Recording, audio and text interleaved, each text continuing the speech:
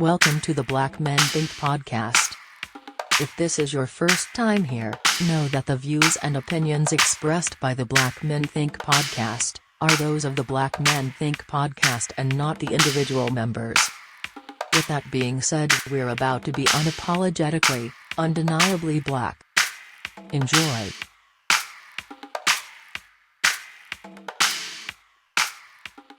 Hey, man, before we do anything, bro, like, how you doing? Yeah. Bro, I'm just happy that at the end of the day, I'm sitting here. I'm glad it's the NBA playoff season because I need that escape right now. I ain't gonna lie to you. Yeah, it's been crazy. It's been crazy, man. It's been Man, nonstop. I just really started tuning in. I ain't gonna lie to you. Like, I've been seeing glimpses of it, but tonight was really the first game that I've watched pretty much the majority of. Mhm. Um, but from what I've been gathering from everybody been talking, bro, it's been like that. Like the whole Bro, play. I mean, I'll say this briefly, bro. It's probably one of the most exciting and competitive first rounds that I've seen in a long time. Yeah, no, I can see that. I can see that. It's You definitely know? it's been there. I will say that the Lakers not being there, and not even really more so LeBron for me, but with the Lakers not being there, my interest level wasn't as high as I think it would be. You know what I Yeah. mean? And especially with like the Hawks being where they at too, it's kind of feel like yeah, I went like in a hurry to get to it if that makes sense. Yeah. You know what I mean? So, I'll but tell you this though. Typically, anytime my Lakers are in it, I lose interest. This is the one year I probably try to watch something dang near every game, really. even with the Lakers nowhere near. And I ain't thought about them. Keep it real with you. It's that good. And I'll leave it at that. All right, that's enough. That's all I need to know, man. Yeah. That's all I need to know. But look, I just got one question.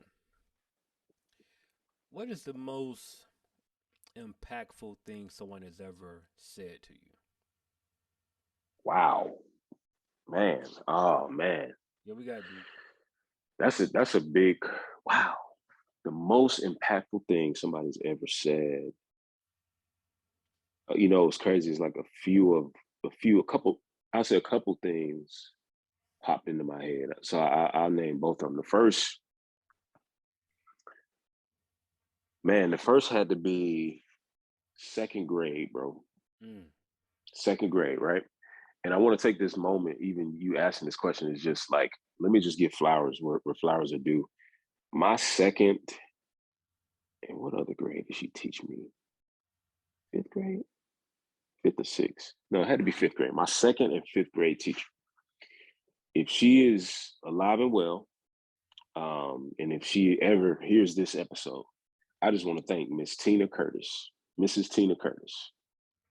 because you know how everybody got that one teacher that like she was a change agent. got you.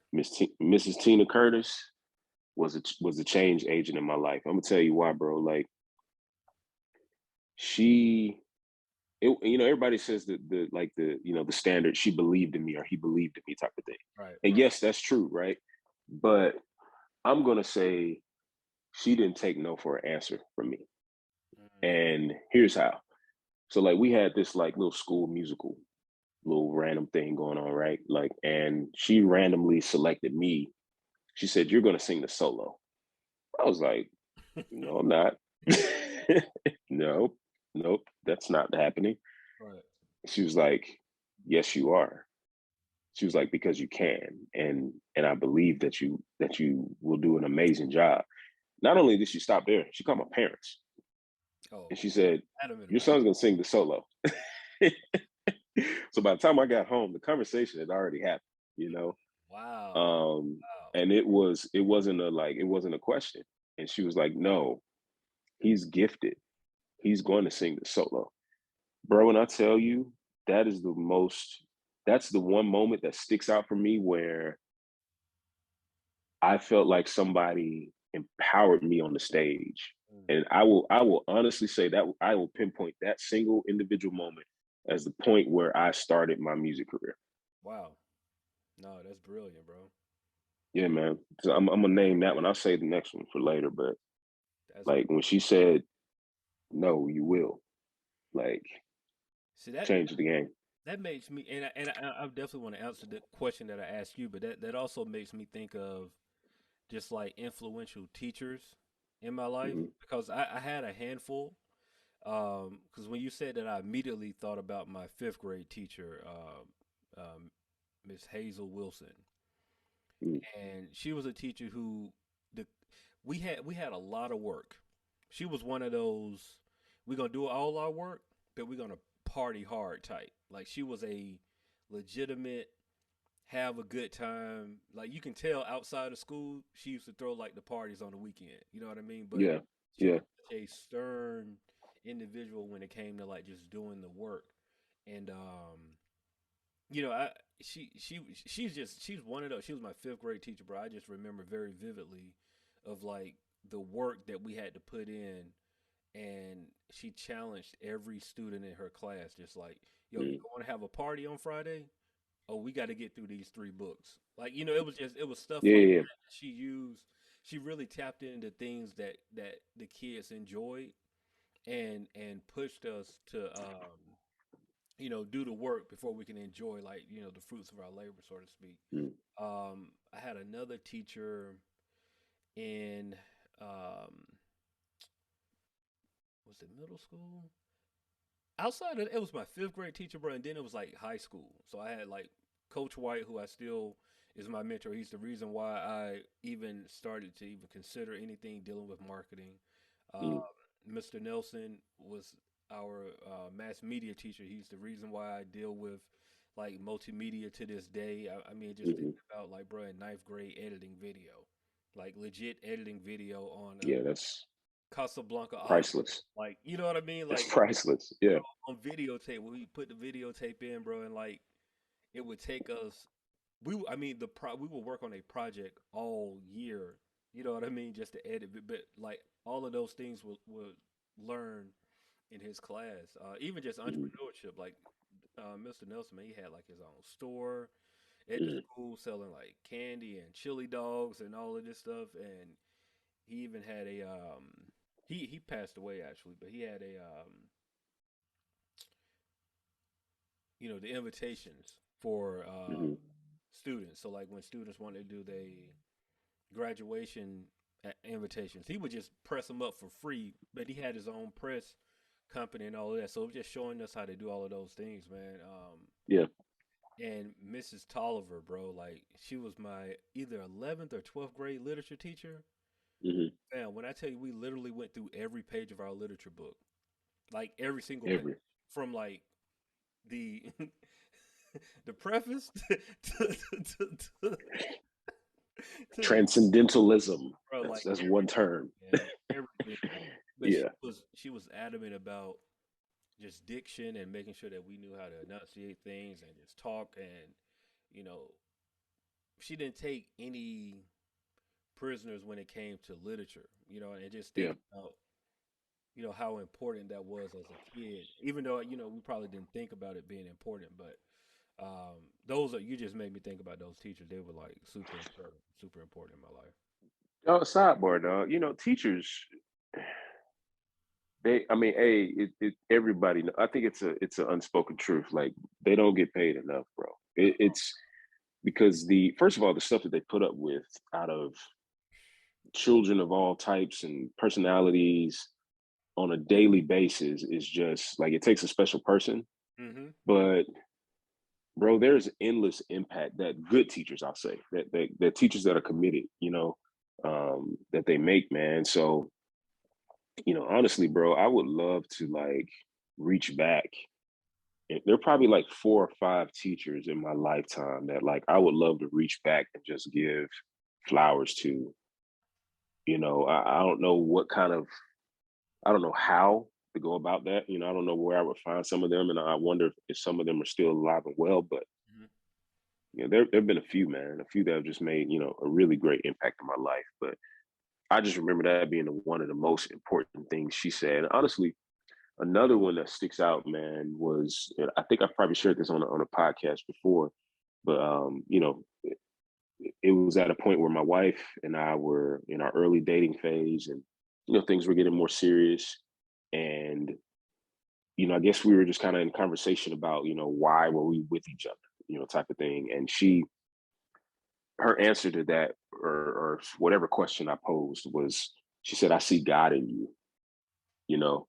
And for me, like, that was so monumental. And from time to time, I think back about that, and I wonder, like, man, why did that do so much for me? And I think that was, like, at the time, and probably most of my life, that was like one thing that I wanted, like, I really wanted people to see, like I haven't spent a lot of my life being about me, in a sense, like, it's because I've understood purpose from a very young age, and I understood that, like, this whole living experience, as much as I want to, if as much energy as I can put into making it about me, like, at the end of the day, it ain't about me.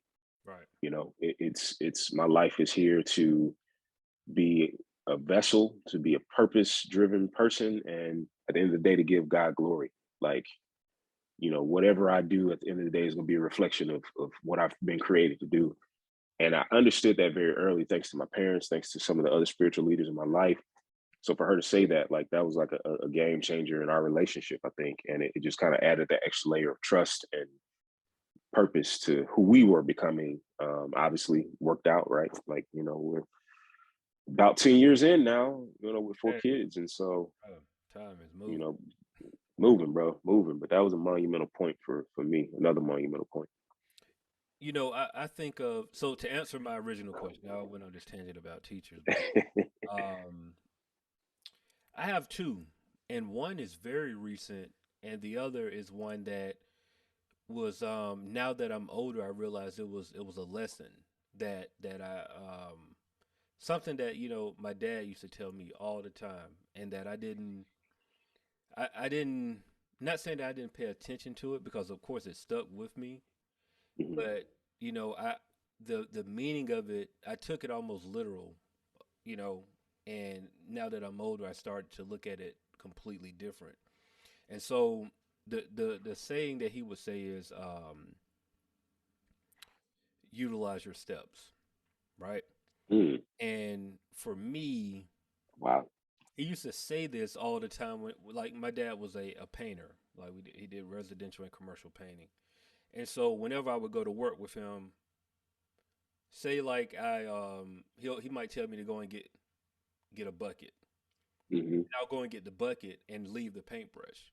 And so when I Mm, come back, he was like, "Where's the paintbrush?" I was like, "Oh, it's over there." It was like, "Oh, go and get the paintbrush." And it was just like, "Man, hey man, utilize your steps." And I took it literal at the time, just like, "Oh man, like he wanted me to get everything I needed at one time everything. and bring it back with me, right? Like, don't go all this back and forth and all of this." It's like, hey, but now as I'm older, as a man, I look at that as different. It's just like, yo, man, like, have intention in everything that you're doing, Mm, um, mm, plan, right? Like, mm, plan, and yeah. so many things that layers to that saying, um, that for me is super important, bro. And it's just like, yo, it's amazing something that somebody can tell you and it sticks with you, right? Like, Mm, our homie Chris not on right now, but like, bro, I can tell you right now, we both can say it at the same time. Show your love, like we know what show your love. you know what I'm saying, and that's something 120%. that Chris dad used to say all the time, bro. And you know that it was impactful because we are not affiliated with Chris dad at all. Like, Yeah, yeah, we, yeah. you know what I mean? I But mean, but all of us know it. all of us know it, bro. And like, Yeah, for all of us to know it, that just shows you the importance of like your words, right? yeah. Um, the other one, bro, is something that I called my grandmother on her 88th birthday, and we were just talking. And like, bro, I mean, you know how it is when your grandparents, or when you're talking with older people, they just lived a lot of life. And like, my grandmother was so full when she was having a conversation with me, and like, the tears and everything rolling, and she just like, I ain't gonna preach to you, and then she just went to talk. You know how that goes. And Right, so right, we right. talked about everything, and this was all me just calling to tell her happy birthday. Like, I'm just trying Yeah. to call and wish her happy birthday. So like, we just having conversations about everything, bro, like everything up under the sun. and just like mid conversation, she was just saying like, if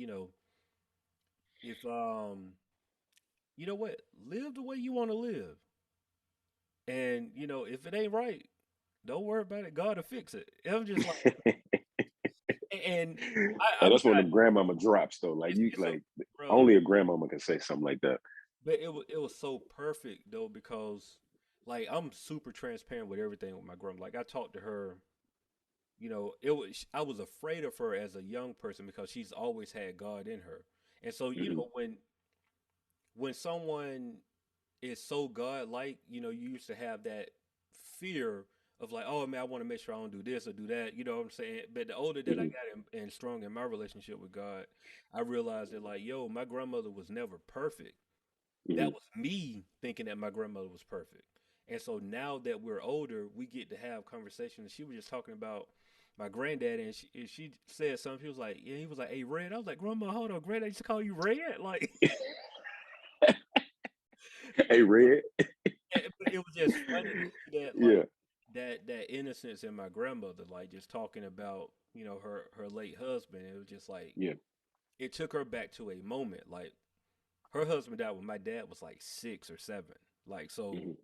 we talking about years, but she still remembered those conversations. You know what I'm saying? It's just like, man, it was so like just wow having that type of talk with my grandma. Man, dude, it's something about that generation, bro. Like, there's so much wisdom Oh, that oozed out of it. Just and low key is subtle. Like, it just oozes out of them. Like, so my grandma, like, you got us. Hey, we just gonna go tonight, bro. Like, it's so many things that we can just reminisce on. But like, my grandma, bro, she used to tell me and my cousin Erica. Shout out to Erica. She's in Portland right now, doing her thing. She's a chef.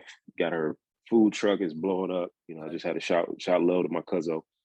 Um, but man, my grandma used to tell us when we would come up and stay in the summers. She would, her and her, my granddad would make like these big dinners and salmon croquettes, bro. And they would always tell us like, get all you want, but eat all you get. Get all you want, but eat all you get. You know, and it's a simple, practical thing, right? Like Right. it's just like you're not gonna waste this food. Waste nothing. But low key, bro, as I got older, that resounded, man. It's just like, man, like for one, like I'm giving you everything that I have right now is yours. Hmm. Like I'm like the whole sole purpose of me being in this kitchen right now is to care for my family. Right. Get all you want, but you better appreciate this moment. Like That's it. take it in. Like don't take this for granted. This is love. So whatever you put your eyes on, you better know before you get it that you're gonna be able to actually use it and use it wisely. Don't just waste this, because this could be for someone else.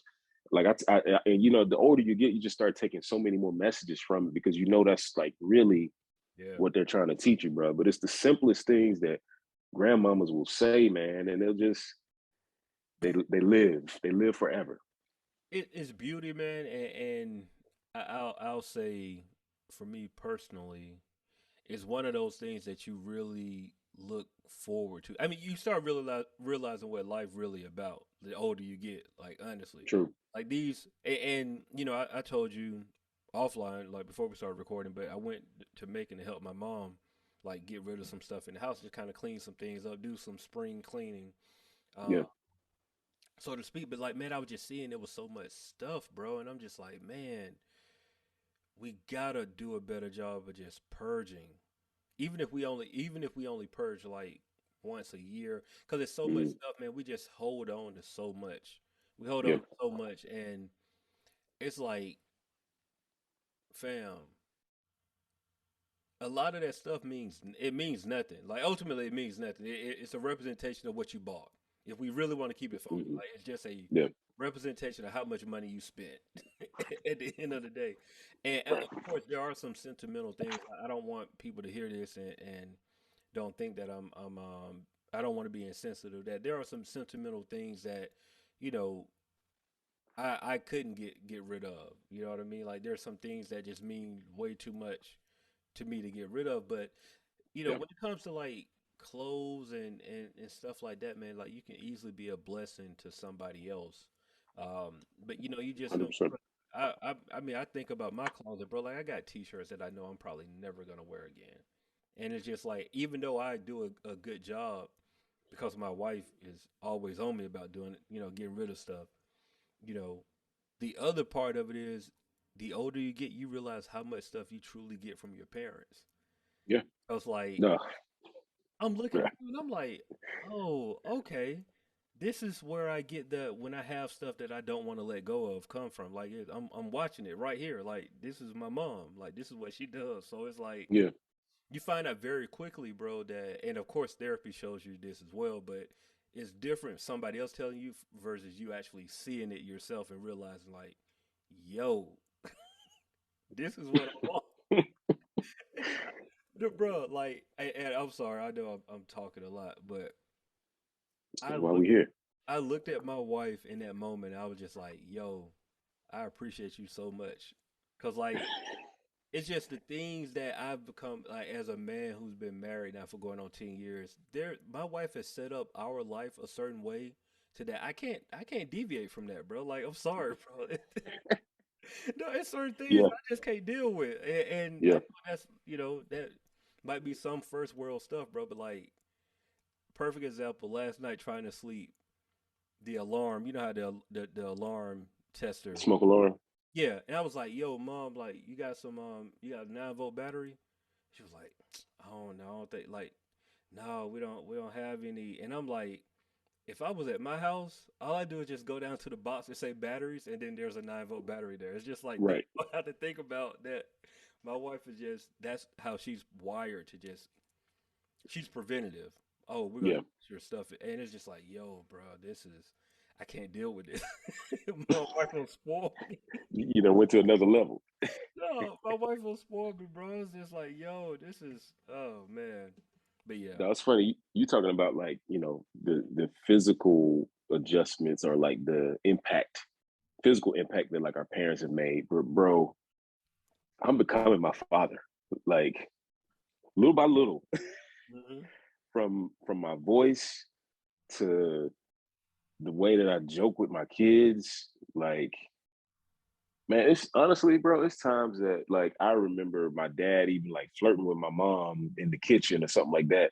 yeah, Bro, I might mess around and do something with my wife, and then like I feel like I have just like my body, I've just had an outer body experience and literally did the same exact little old school move to hmm my wife or something. And I'm just like, dang, am I getting old? Like, what is happening? life, man. Like, life, man. Like, it's crazy how little things become embedded in who you become, or who you are. Um, and just like all those little moments, man, like coming up, growing up, the things your parents said, the things your friends said, like all that stuff shapes you, just little by little. Man, I even think about the experiences, we had, we talk about it all the time on the podcast. We get that opportunity, but man, all those moments that, we had at Georgia State in college, after college, you hmm know, those things shape the men that we became, the fathers that we are, the husbands that we are.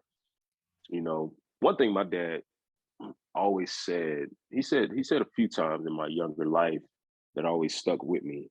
He said, know thyself, Mm. know thyself. And for me, that was always something I returned to in moments where I was confused, like moments where I would have to pause and really reflect and ask myself, like, is what I'm involved in, what I'm doing, the people I'm around, the decisions that I'm having to make right now, do they reflect at the core who I know myself to be? Mm. And that's like a yes or no question. Like ain't no in between. It's like, is this really me, Yeah, or am I a cap right now? Am I trying to project something, trying to be something that I'm not? And know thyself. Like at the end of the day, know who you are and stick to that joint. yeah, Like be confident, trust it. That's who you are. Don't deviate. man. That's power, bro. Like knowing who you are, like really knowing who you are. That's so much power. I think it'll save you a world of trouble too if you just know who you are. You know what I mean? 100%. And not trying to, go with the crowd, so to speak. And I know we mentioned school earlier, bro, and how it's so easy to go with the crowd. As a youth, Yeah. and just trying to find that come when you really figure out who you are, bro. You can look back on those moments and like, bro, I was tripping. Like Mm, it didn't even, and you look back on it, it didn't even feel real. And you really have to appreciate the people that were in your life who kind of let you know that that wasn't you. you know mhm. and you almost need to go back and just like thank those people because you easily could have went down the wrong path, bro. It was so I look back at stuff, me in middle school, bro. Is like you have people that were around me in middle school who also was around me in high school and can see the difference in who I became Mhm. versus the people that only saw me in middle school and didn't get an opportunity to see me in high school. And also the people who didn't know me pre high school. Like Corey knew me in high school. He didn't know about this whole like gang life that I had. You know what I'm saying? Yeah. But if you look at my homeboy like Chris and Courtney, they saw all of this. So it was It's all. a complete transformation where you leave things alone, right? And but it's just it's amazing that my life could have easily went somewhere else if I just would have stuck around trying to be a gang member. Like, and at the time, bro, I'm like, I'm not a gang member. I'm a smart kid. I'm just like at a school full of gangs, and it's just like, yo, pick one. And like, my school is Yeah. so you kind of gravitate toward what you're around, but I'm not nothing about me says gang member. You know what I'm saying? But it's a part of your life that you go through, and it's a part of your story when you tell people about it. Like, bro, you was in a gang. I was like, yeah, but it ain't nothing that I walk around and glorify and talk about all the time. Right. So Bro, those pivotal moments, man. Like it's just crazy how that stuff, bro. Our lives can go in so many directions, and some honestly, it's God, bro. Like it's literally yeah, God directing the steps, God's plan. Like putting a wall up so you don't take the left mm, when everything in you was like, I'm going left right now, or just completely adjusting the situation before you when you didn't even plan for it. Because man, when I tell you, bro, I don't even know how. Like like I don't even know how, bro. Like I don't know how I'm sitting right here today, as blessed as I am, knowing I don't deserve any of this, knowing some of the decisions and steps that I've taken or could have made or wanted to make, and half the time probably didn't even like get to. You know, yeah. God's plan. God's playing cue to Drake up. Period. Period. Like God's plan, bro. It's. Let me ask you a question. Yeah, yeah. We talk. We started this off saying like, what's the most impactful thing somebody said to you? Mm-hmm. And this might be like a shift towards the negative, but like, what's the worst thing Mm. somebody ever said to you? Might bring back some bad memories now. I'm sorry. Nah, nah, nah, nah. You good? You good? What's the worst thing somebody ever told me? Uh, one of them is just like, man, Bitcoin is a hoax. Facts. Wish I would have not listened Man, to them. Um, that part. yeah, that I'm trying to think. What's bad? That's definitely one because those words were said verbatim, and I was just like, not having the knowledge on that was just like, man, yeah, you're probably right. Dang. I think at the time Bitcoin was probably like maybe $500 or something like that. I mean, it was still a price. Wow.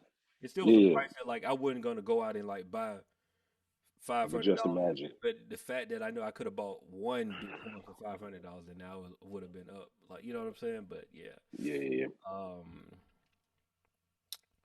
what's the worst thing somebody told me? I mean, it's cliche, bro, but I've definitely had, you know, I had a teacher.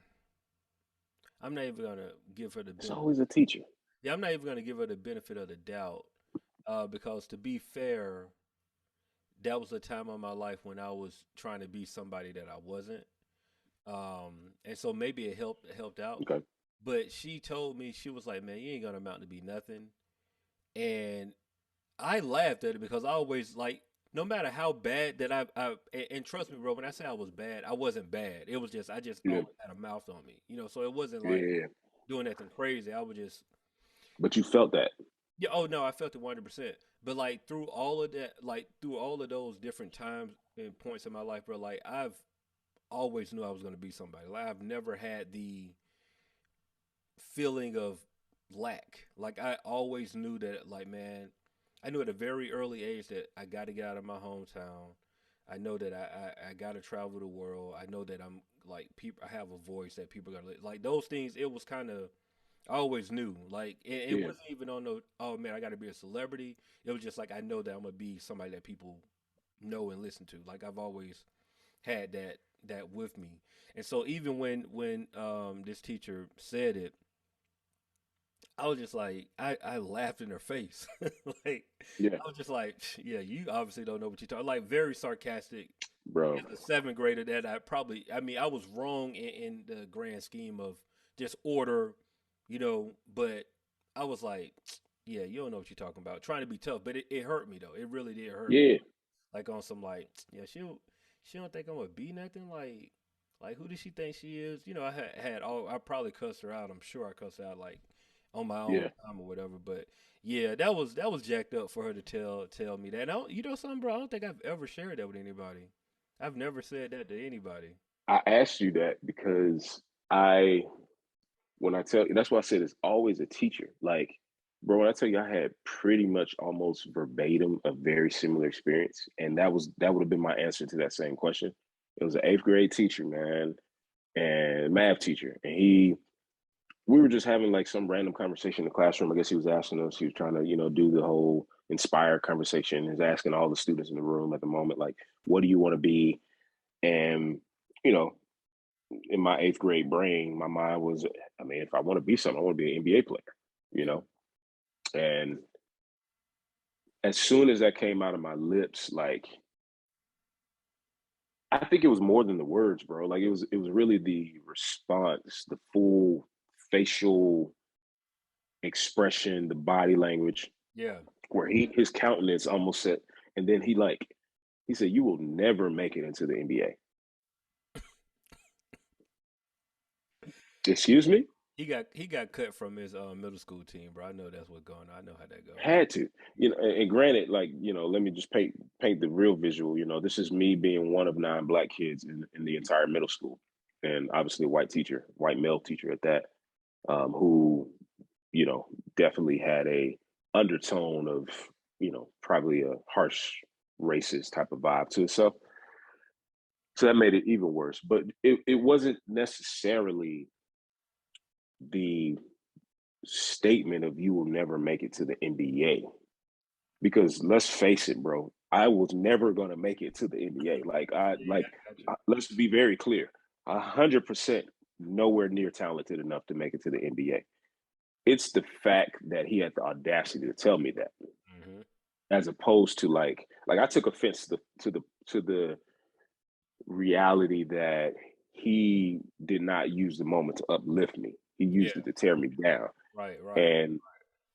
And like for me, like that has always been in my brain, bro. Because I feel like that was a point where I was just like, bro, you're not gonna tell me what I can't become.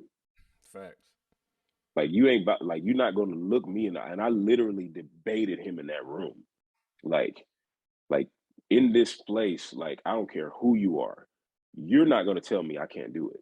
Yeah. You know, a lot of people, a lot of us, I'm sure, had that type of experience with somebody where it just charged us up. You know, I'll never forget that. so I'll share a very personal story. Um, and I'll share it. I don't think you'll have a problem with sharing it. I just won't tell you who it was. Somebody very close to me Okay. told me that when they were in elementary school, no, excuse me, not elementary school, in high school, a counselor said like, "You're not college material." Mm, and it stuck with this person. And they didn't struggle to get out of high school, but after that statement was made, they didn't really sort of care about high school, let mm, alone anything that came after high school. Um, I had a conversation with this person, and I was just like, tell him like, yo, what's your deal? Like, what's going on? Just like, no, college ain't for me. yeah. And this person would repeat that statement verbatim over and over and over and over Mm, again to the point to where mm, I think this person truly believed that it wasn't for them. And don't get me wrong, bro. Like we've even locally said like, yo, we got to start telling these kids like it ain't. right.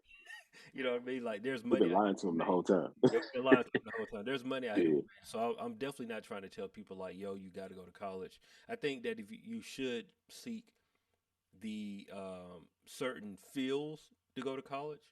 But there are so many other levels out here and things that you can do to get paid, especially in America. So 100%. that's my spiel there. But I say all that to say those words were so powerful from that counselor that this person really believed it. And Mm. while it didn't, I don't think it. I think it altered their path. I don't think Okay, it that's what I was gonna ask you.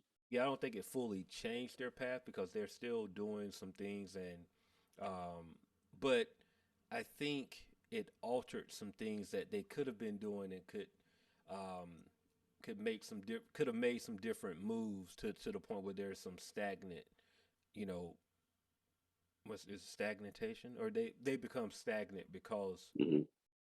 of that those words basically those words didn't prevent them from going to college. Those words kind of made them say like I don't really know what I want to do. Mm. But they kind of felt like they were in limbo for a while because I really don't have any identity in when it comes to career Yeah. because I'm not college material. And you know what I mean? So I say all that to say, man, like you really have to be careful as a guidance counselor, as a teacher, as a brother, as a sister, as a parent, how you treat the people around you, especially kids, man, because while we have understanding, we're 30 to going on 40-year-olds, we have a clear Hmm. understanding of who we are. And, our brain has formed in a way that we can decipher what's good and what's bad that somebody gives us for Right. the most part. But man, when you in that 12 to 16, fam, a lot of that stuff you just don't know. And somebody can tell you something and you really can believe it because just think of how we looked up to those people at that age, bro. Like Yeah. to us, they were just like, "Yo, like man, you do what? You do this?" And the older you get, you realize like they were just regular people. Honestly, they were regular Yeah. people. Yeah. When you're 12 and 13 and 14, bro, they can say something that you hold on as truth, and it can stick with you for a lifetime. So you really have to be careful what you say um, to our youth, man, because we can Mm. literally alter their entire life. Man, that's so heavy, bro. Here's the real truth, and we've said this before, and it's been said in so many different environments, but it holds so true. Hurt people hurt people. 100%. 100. Hurt people hurt people, man. It's a natural. It's just it's an outcry, and let's face it, for every listener that's hearing this right now, like all of us in some way, shape, or form have been hurt by somebody that is like altered who Mm-hmm. we are in the moment or even for the long term, right? Don't allow that to pour out of you into somebody else. Mm. Like, like some of that hurt is hard to face. It's hard to acknowledge, admit to yourself.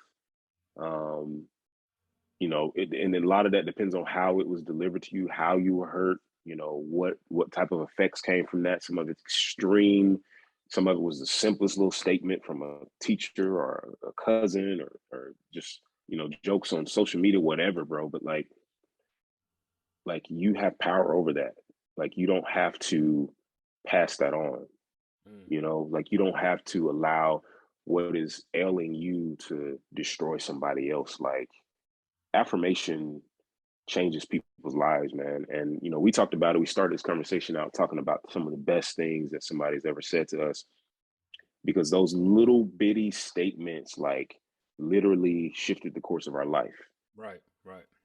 The same goes with hurtful statements. They can like change your life. They're Yeah, that powerful. Words are powerful. very Um, like when the Bible says death and life are in the power of the tongue, bro, like that is factual. actual. That joint can destroy ideas, destroy marriages, destroy relationships, destroy businesses. It can destroy the world, honestly. Yeah, yeah, You know, so like your tongue, man, that's a weapon. Like whatever comes out of your mouth is a weapon, and some people wield it very well. But like, you got to decide who you are and what you're gonna do with it. yeah. Absolutely, man. Absolutely. This was a great conversation tonight, man. Great Yeah, conversation, and hopefully y'all took something away from it. Um, we we want to continue to have these conversations, and one of those things that we are doing on our Patreon is we're trying to go a little bit more in depth in things, and we're having fun, and we're being a little more laid back, yeah, um, and we also open the forum for topics like this topic here. Slick came from one of our Patreon members, man. They were just sending like, "Yo, these affirmations from it was like ABC affirmations for your kids, right?" yeah, And it just got us to talking like, yo, like, man, just think about the words that people say to us. You know what I mean? So, if you really want to be involved in the podcast and really help us, you know, deliver this message, make sure y'all subscribe to our Patreon. Like I said, we have additional content there, and we're more one on one with our patrons and try to have better conversations. More, well, not better, just more in depth conversations with their on that side there. So, hit the link in our bio, go there and select the tier that's for you, and help support. We our Ask a Black Man segment. what we got? Let's see. Hmm. What is one thing you would change about yourself if you could? Hmm. Shoot, I kind of would love to have that body I had when I got married back. You know what I'm saying? I'm just gonna go ahead and put that out there. Now granted. Ironically, the scenario around that, my wife and I had like 4 or 5 different reasons, from family sicknesses to our own desires for our marriage. Like we spent that whole year leading up to our marriage just like going in and out of fasting, and we both probably lost. Well, I know I lost. I probably at least 20 pounds. Like, so Bro, granted, I was thin, and I'm looking back at pictures, like I don't know how y'all let me do that, dog. Like somebody should tell me I look sick. like I I was was, about to say, what's crazy. I'm gonna tell you, I only notice it whenever I look at the picture of all 7 of us from my wedding. I was like, yeah, Mo was thin, bro. Like, thin, bro. Bro, I was thin, and granted, I wasn't like a toothpick, because at the same time while I was fasting and losing weight, I was working out. I had some intense workouts, so I was chiseled. I would take that body, chiseled as it was, maybe with another 10, 15 pounds on it. I do that.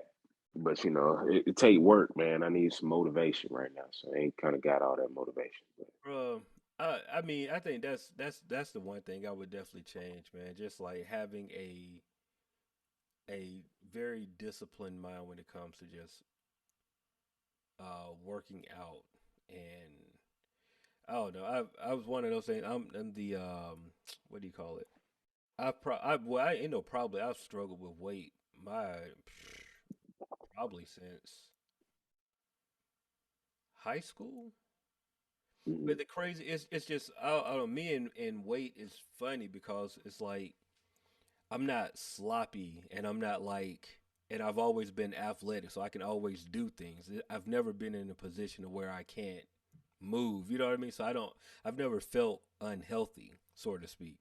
But yeah, that's probably like the one thing. If I could just figure that out, consistency all across the board, that's where I would try to go toward. It's like, yo, just do this. I think I just need a trainer, bro. I need a trainer and somebody to just like get the meals that I need to eat every day.